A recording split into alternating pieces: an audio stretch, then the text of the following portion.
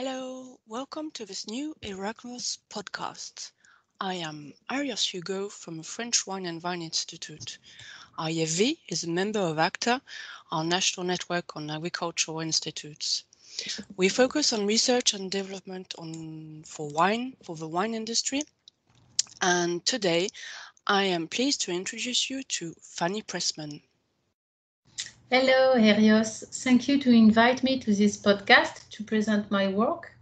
My name is Fanny Pressman. I am working also at IFV as engineer and leading research project in viticulture.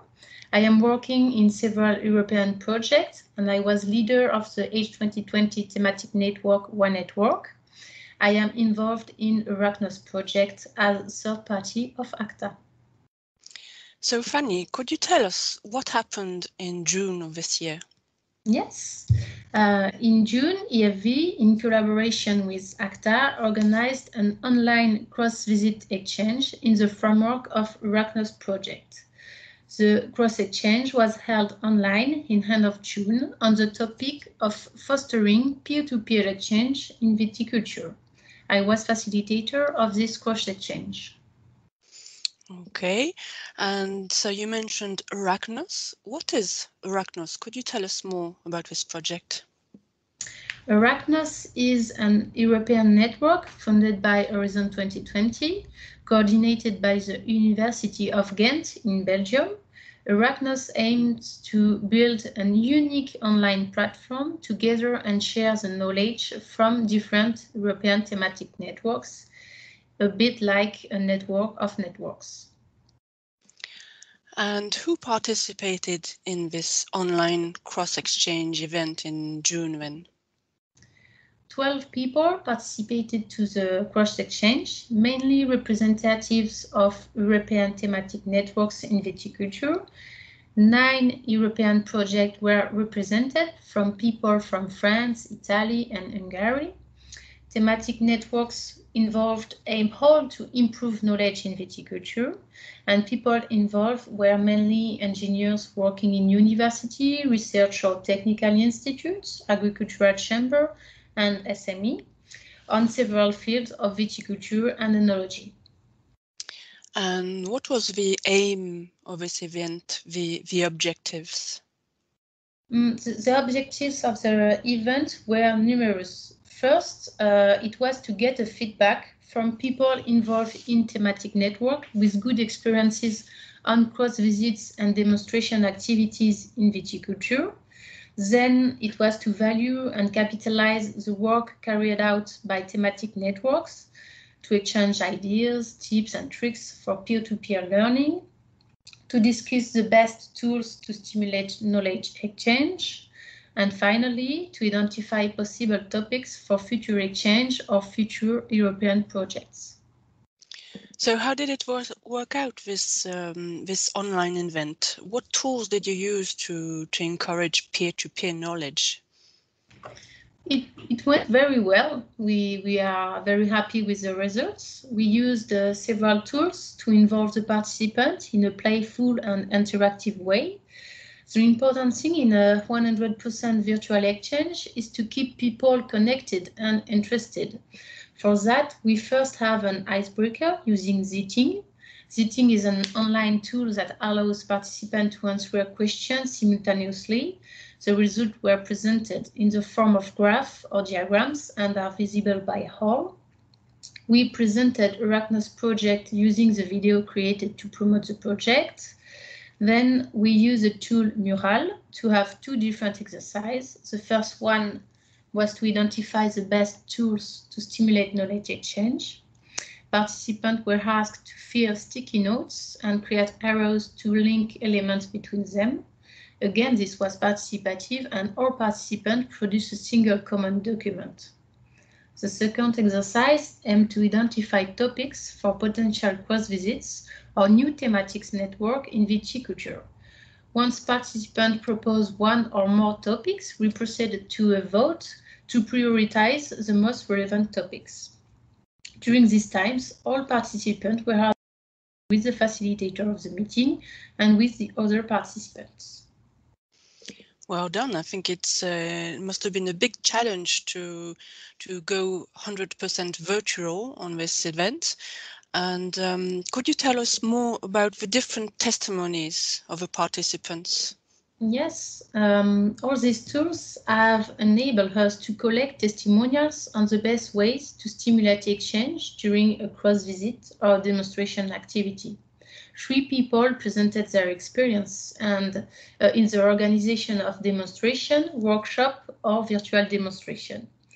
Marion Hénard from the Chamber of Agriculture in Gironde in France presented the work carried out in the Nefertiti project. She organized many demonstrations for a hub of French wine growers on the topic of pesticide reduction. Maud Levis from IAVI presented the work carried out in the Innoceta project, and the focus was made on the organization of a transnational workshop around spraying innovation techniques.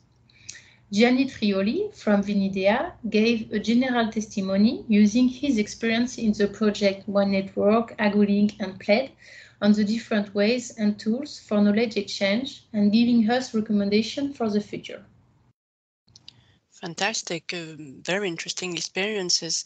What were the main findings? For instance, what were the common points between these different experiences?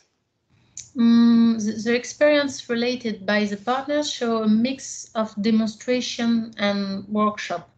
These events last from 1 day to 2 or 3 hours for online cross-exchange. Ideally, the duration should be 1.5 to 2 hour max. And the target of this event are in majority technicians and wine growers rather than policymakers or students. And if you had to compare the different experiences, what were the main differences then? According to the cross-visit and its topics, participants could be either farmers or international audience. Cross-visits or cross-exchange could reach a high amount of people and can be adapted to the different targets. Another difference is the size of the group. The size of the group is highly variable. It could be a small group, like 25 participants, a big group, more than 100 participants, or an online workshop or meeting with a high amount of participants, up to 600 participants. Again, the number of participants depends on the objective of the meeting. So, Fanny, what recommendations did the participants provide to make such events a success? The discussion was very fruitful and we were able to come up with a number of recommendations. The format of the event should be adapted to the topic and to the objectives. Opinion leaders, advisors, and key experts should be involved in this kind of meeting. During peer-to-peer learning or demonstration, it could be great to have an expert to keep on track with technical realities. The use of interactive tools allows to stimulate the exchange. The use of innovative format like podcast is very useful too for farmers to listen to them during their tractor work, for instance. Keep it short. Virtual meeting can sometimes increase impact when it combines discussion and demonstration with videos and lasts no more than 2 hours. Thank you, Fanny. Finally, the participants brainstormed together. And so what were the hot topics for future networks? Yeah, we highlighted 4 topics. The first one is one-yard soil, functioning, health, and biodiversity. These topics show growing awareness and increased concern about high amount of knowledge to be disseminated. The second one is climate change. There is opportunity to organize cross-exchange visits with countries already confronted to climate change. Then we identify the innovative grapevine disease management to reduce the use of plant protection products That means the use of new tools, for example, disrupting system, grapevine cover, tunnels, and so on, to reduce the use of pesticide. And the last one is the organic viticulture to organic wine production. So the reduced use of copper, soil management in different countries, a thematic network on this subject could focus on problems raised in organic viticulture and by confronting different techniques used in different countries. Thanks, Fanny, for sharing the outcomes of this very interesting exchange.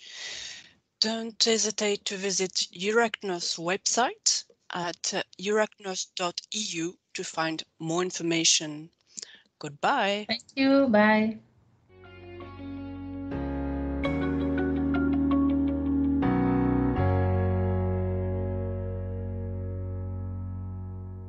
The Arachnos project has received funding from the European Union's Horizon 2020 Research and Innovation Programme under Grant Agreement number 817863. Royalty-free music from Ben Sound.